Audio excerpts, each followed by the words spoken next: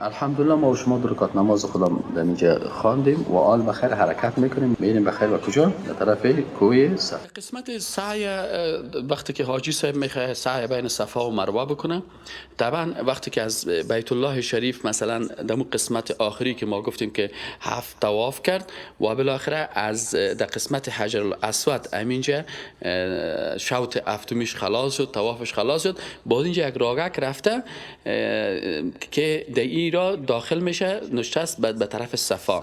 صفا یک تپگک است، یک تپه هست. این تپه هم به منزل زیر جای داره، هم منزل اول است، دوم است. مقصد اینجا وقتی که به سر صفا میره، در اینجا وقتی که رسیدن چی شروع میشه؟ اینجا هم 7 مرتبه سعی بین صفا و مروه میشه. منتها اینجا یک نقطه در یادتان باشه که در صفا و مروه که از مثل طواف بیت الله شریف وارن نیست. در صفا و مروه که است یک رفتن از صفا، متوجه هستین؟ مجای شما از صفا حرکت کردین و میخواین که به مروه برین، این از این قسمت این تو که وقتی که حرکت میکنین تا قسمت اینی دو تا میلین اخضرین میگن. میلای اخضرین چی را میگن؟ دو تا ستون آبی هستن و آل فعلا گروپا نصب است اونجا در اینجا آبی هستن. در بین ازیا باز حاجیایی که مرد هستن چی میکنن؟ در اینجا یک قسم حرکت این به شکل اینا حرکت میکنن بین اینی بین دو میل است. منتها از صفا که شما حرکت کردین تا مروه رسیدین، اینمی یک شوط حساب میشه در بین سعی بین صفا و مروه، یعنی رفتن از صفا تا مروه یک حساب میشه. بله تو نیست که مثلا بوی باید این یک دوره بزنید تا اینجا پس به صفا بیاین، مثل که در حج از حجر الاسود حرکت میکنید در بیت الله شریف تا اینجا. نه، برعکس ازی فرق قضیه میقدر است که اینمی رفتن از صفا شروع میکنین و این میشه نیت چیزتان شروع میشه بخیر از جبل صفا، از این تپه شروع میشه و بالاخره میاین تا مروه. در مروه که رسیدین از پشت سر از این چیز اتوستون است، از پشت سر اینجا حرکت میکنه. اینجا که رسیدین به حساب یک شوطتان پوره شد. دومی از مروه شروع میشه تا صفا کمدین به حساب 2 شد. با سوم که از صفا شروع کردین، سوم شروع میشه تا مروه 3. بعد از مروه که حرکت کردین شروع کردین، چهارمی شروع میشه تا صفا 5. باز وقتی که از چیز باز که از صفا شروع میکنین، 5م شروع میشه تا مروه. باز از مروه باز شروع میکنین، 6م شروع میشه از مروه، باز میان تا به صفا و 7میش از صفا شروع میشه و در مروه ختم میشه. و در این قسمت مروه اینی قسمت است که باز جایی است که آجی صاحبا باز بسیاریش نمیشه نزدیک همیشه حلق میکنه. بعضی کسا از همیشه میبره اونجا میره سلمانی هستن و در اونجا مویای خود چی میکنن؟ قصر میکنن. در این قسمتی که مردا گفتیم پهلوانی باید بکنن در این فاصله معینی که فعلا باشه آقا مشخص شده، خانم‌ها باید چیکار بکنن؟ خانم‌ها برای خانم‌ها نیست، تنها برای مردا هست. بله فقط بعض خانم‌ها کار میکنن، این غلط است. برای بیبی حاجی صاحبا نرمال حرکت میکنن، تنها برای مردا هست. بله. بسم الله الرحمن الرحیم. خب حاجی صاحبای محترم، حالا ما شما بخیر حرکت کردیم، طرف کوی صفا میریم و دمی کوی صفا است ما شما بالا میشیم. اینجا تقریبا 2-3 منزل از هر کدامش که برای ما شما راحت تر بود. اون منزل که بیروبار زیاد نباشه اونجا میریم. بر در و دیوارها آیت توحید بینم، بر در و دیوارها آسمان. حاجی صاحبای محترم، حالا که در اینجا ما شما در منطقه کوی صفا هستیم، در آغاز شوط اول که نال ما شما اینجا هستیم، مستحب است اول که ما روی خود به طرف قبله بکنیم و حمد الله را بگوییم، الحمدلله تکبیر بگوییم، دیگه بگوییم که لا اله الا الله والله اکبر، لا اله الا الله وحده لا شریک له، له الملك وله الحمد يحيي ويميت وهو على كل شيء قدير، لا اله الا الله وحده انجز وعده ونصر عبده و حزم الاحزاب وحده. دعا میکنیم و دستای خدا بلند میکنیم. اینمی ذکر دعا را تقریبا 3 مرتبه ما شما انجام میدیم. الحمدلله، الله اکبر، لا اله الا الله والله اکبر، لا اله الا الله وحده لا شریک له، له الملك وله الحمد يحيي ويميت وهو على كل شيء قدير، لا اله الا الله وحده انجز وعده و نصر عبده و هزم الاحزاب وحده. دیگه بعد از اینا رو دعا میکنیم، هر کس خودش دعا میکنه و دستای خدا بلند میکنیم و حرکت میکنیم بخیر به طرف مروه. در آغاز شوط اول میگیم که امیر خوانده میشه إن الصفا والمروة من شعائر الله فمن حج البيت أو اعتمر فلا جناح عليه أن يطوف بهما ومن تطوع خيرا فإن الله شاكر عليم. الرحمن الرحیم. خب آج صاحبای محترم، حالا ما شما بخیر حرکت کردیم طرف کوه صفا میریم و دمی کوه صفا کس ما شما بالا میشیم. اینجا تقریبا 2-3 منزل از هر کدامش که برای ما شما راحت تر بود. اون منزل که بیروبار زیاد نباشد اونجا میریم. بر در و دیوارها آیت توحید بینم، بر در و دیوارها آسمان. آج صاحبای محترم، حالا که در اینجا ما شما در منطقه کوه صفا هستیم، دیگه اینا پایان میشیم و به طرف مروه حرکت میکنیم. آج صاحبای محترم، در بین صفا و مروه کدام دعای مخصوص نیست، یعنی هر کسی میتونه که باز دعا بکنه، ذکر بکنه و تلاوت بکنه. این می قسم شما دعا میکنیم و ذکر و تلاوت میکنیم تا ای که برسیم به اون چراغ‌های سبز. توحید بینم، بر در و دیوارها آیت توحید بینم، بر در و دیوارها آسمان ها کهکشان ها ثابت و سیارها آسمان ها کهکشان ها. آج صاحبای محترم، ما و شما رسیدیم به پیش چراغ‌های سبز. اینی چراغا رو شما میبینین، از اینی چراغ‌های سبز. از اینجا ما و شما چی میگیریم؟ سابق میلین اخضرین میگفتن. در بین ازیا حاجی صاحبا باید چی کنن؟ تیسیز را برن. حالا ما و شما اینجا تیسیز میریم، اما بی حاجیا باید به شکل عادی حرکت بکنیم. توحید بینم، بر در و دیوارها آیت توحید بینم، بر در و دیوارها آسمان ها کهکشان ها ثابت و سیارها آسمان ها کهکشان ها ثابت و سیارها آیت توحید بینم، بر در و دیوار. بعد از اینکه از این چراغ سبز تیر شدیم، حرکت خدا عادی انجام میدیم. دمی راه تا که میرسیم به کوه صفا، ذکر و دعا و تلاوت قرآن این میاره باید ما صاحب بکنیم که غریبی ما که خواریم پاک خدایا، دستا ډیر شکر گزاریم پاک خدایا، دستا ډیر شکر گزاریم پاک خدایا.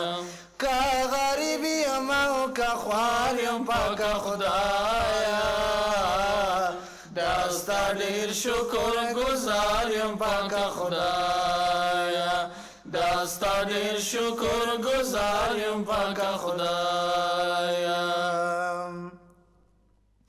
یم خوشحال چې د پیدا از مسلمان یم، امتی د پاک نبی آخر زمان یم، امتی د پاک نبی آخر زمان یم، زر زادر نبا. آج صاحبای محترم، ما شما فعلا در کوه مروه رسیدیم. حال که در کوه مروه رسیدیم، حال اینجا بالای می تپه یا کوه مروه است. اینجا امو تمام چیزهایی که ما شما در صفا میکردیم، حمد و تکبیر و امو لا اله الا الله و الله اکبر یا کلش چیزهایی که میخوانیم، تنها این صفا و المروه را نمیخوانیم، چرا که آیت شریف تنها در شوط اول خوانده میشه. دیگه باقی مانده همو حمد و تکبیر و تسبیحات و چیزایی که قبلا بود که در کوه صفا میخواندیم ایره میخوانیم. اینما و شما که حال در مروه رسیدیم، در حقیقت از صفا حرکت کردیم و در مروه رسیدیم. اینما و شما یک شوط ما خلاص شد. این حال از مروه حرکت میکنیم و میریم به طرف کوه صفا. این حال شوط دوم شروع میشه تا به اونجا میریم و بینمی شکل تسبیحات، دعاها، ذکر، تلاوت قرآن یا می باشه. کوشش کنن حاجی صاحبا وضو داشته باشن. در بین میلین اخضرین حاجی صاحبا باز هم ما شما متوجه باشیم این جایی که این گروپ های آبی هست، باز هم حاجی صاحبا به سرعت کمی حرکت بکنن و بی حاجی ها به شکل عادی و نرمال خود حرکت میکنن. که غریبی ما و که خواریم پاک خدایا،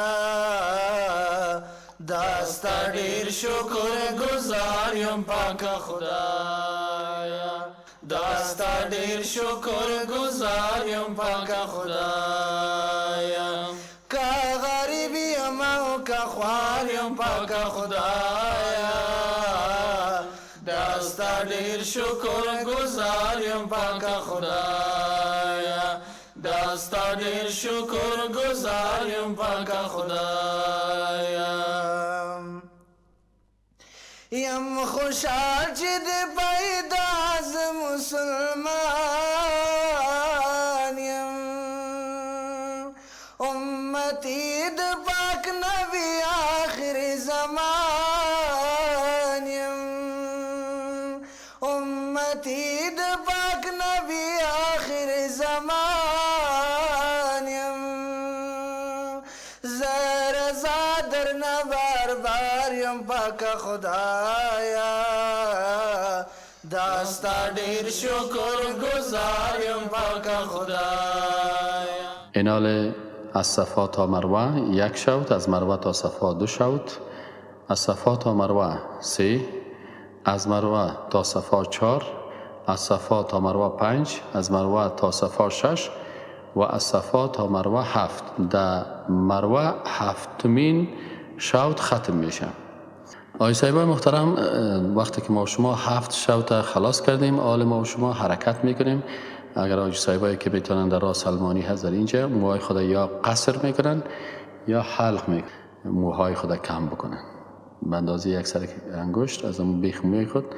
اینه به قدر انمله میگن، انمله اما سر انگشت است، به می اندازه موی خود کم بکنن. حالا آقای صاحبا حرکت میکنن و بعد از اینکه میرین و موهایتان کم میکنین از احرام ختم میشین و شما میتونین که باز در جریان عادی حج فرضی باز در جریان عادی باشین و در جریان عادی مثل انسان‌های عادی دیگه باز با حلق یا قصر دیگه از احرام خارج میشیم و ما میتونیم که لباسهای خود نرمال بپوشیم و در هتل‌های خود تا روز ترویه به شکل نرمال زندگی بکنیم. تو خودت سر تا تیار کرده بودی که سر از اون چیز میکنی؟ سر خودت تیار کردی؟ ها؟ خودت؟ اینال تو که سر از اون تیار میکنی گوش کو؟ اینال سر تو خود دم گشت. اینال تو خودت سر تا نگرفتی که حق نداشتی که باید اجرا میکردی. کسی میتونه سر کسی حلق کنه؟ مولوی صاحب چطور هست این مسئله؟ مولوی سر از این سر اندیوال خدا گرفته چیز میکنه؟ با خودش هیچ سرش خدا که چیز نکرده. حکمش چیسته؟ دم میگیره. اینال 5000 روپیه رو باید یک دانه گوسفند بخری. کیست نقاش طبیعت کین همه نقش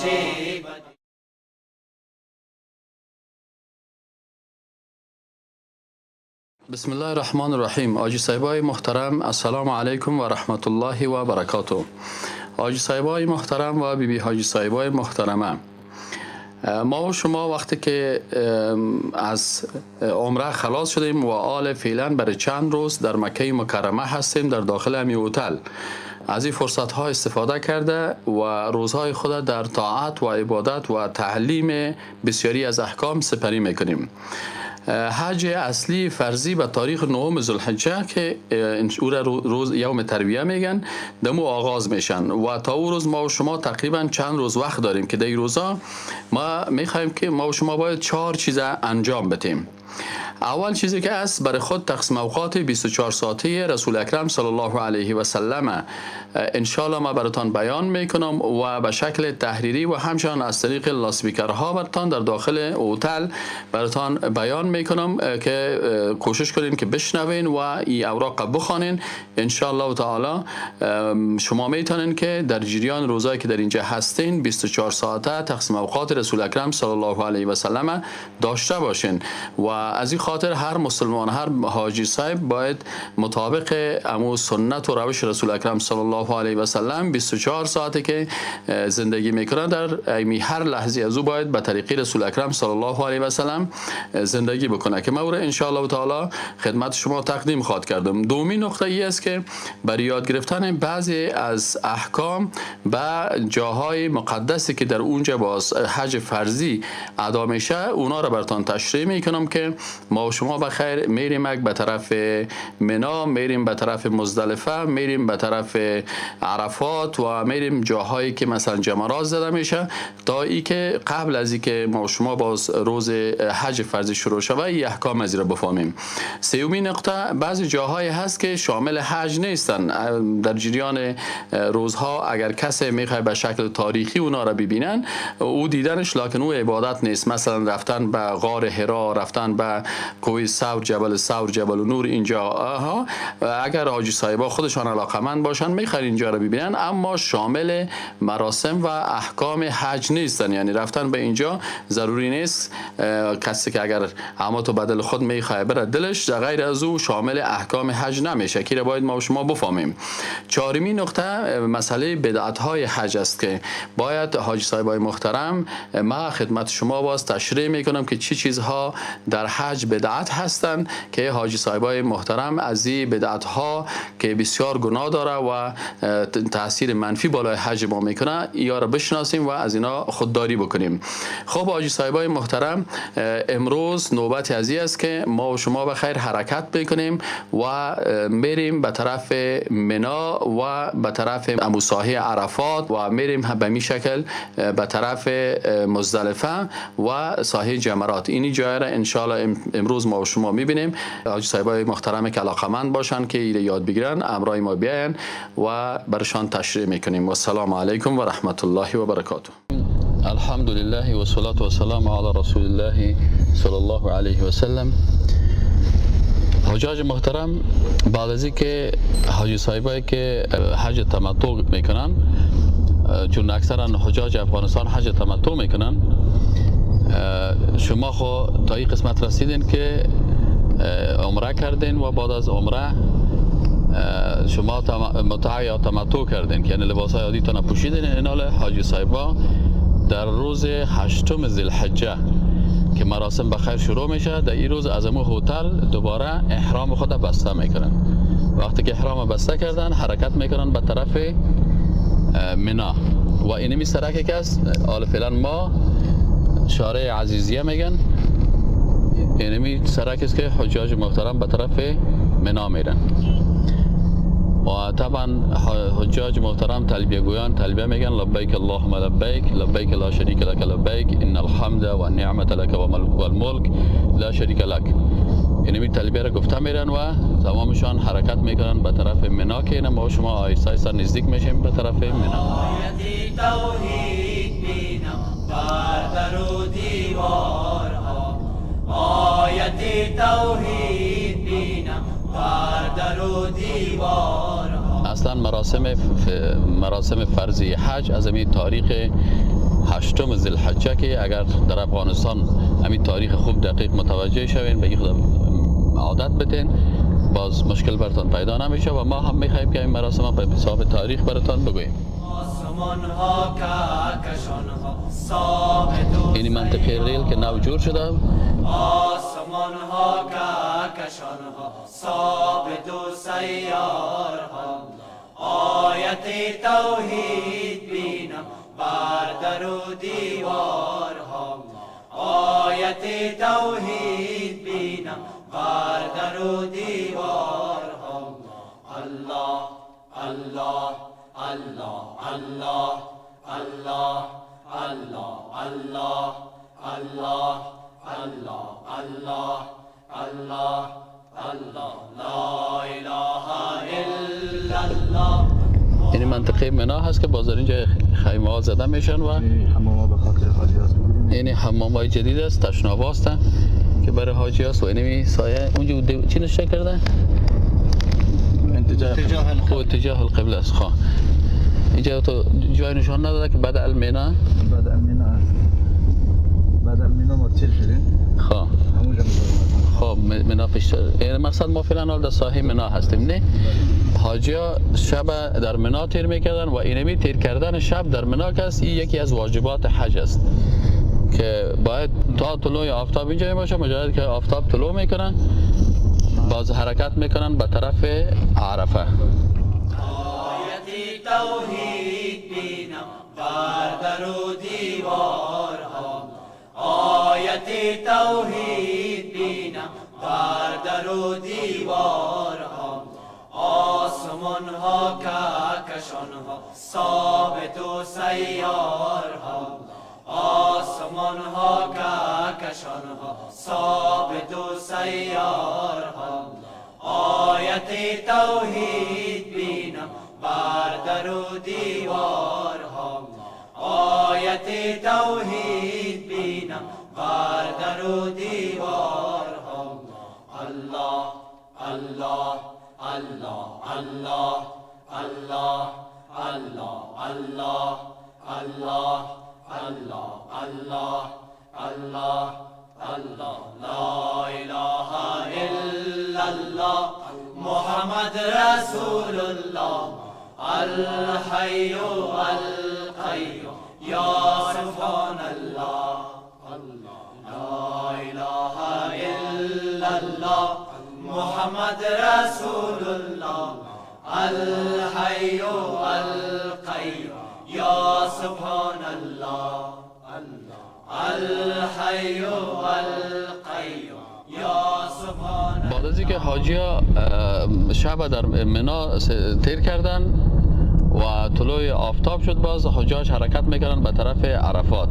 لکن بعضی اوقات فکرتان باشه صاحبای محترم به خاطر ازدحام زیاد است احیانا تا آخر شب نمیمونن حاجی را 12 بجه شب مثلا حرکت میکنن به طرف عرفات. توحید بینم بر در و دیوارها. آیت توحید بینم بر در و دیوارها. آسمان ها کهکشان ها ثابت و سیارها. آسمان ها کهکشان ها ثابت و سیارها. آیت توحید بینم بر در و دیوارها. آیت توحید بینم بر در و دیوارها. الله الله الله الله الله الله الله الله الله الله الله الله لا اله الا الله محمد رسول الله الحي القيوم يا سبحان الله. لا اله الا الله محمد رسول الله الحي القيوم يا سبحان الله. الحي القيوم يا سبحان الله. الله الله الله الله الله الله. کیست نقاش طبیعت کین همه نقش بدی. کیست نقاش طبیعت کین همه نقش بدی. جز خدای حی سبحان کس کند این کارها. جز خدای حی سبحان کس کند این کارها. آیت توحید بینم بر در و دیوارها. آیت توحید بینم.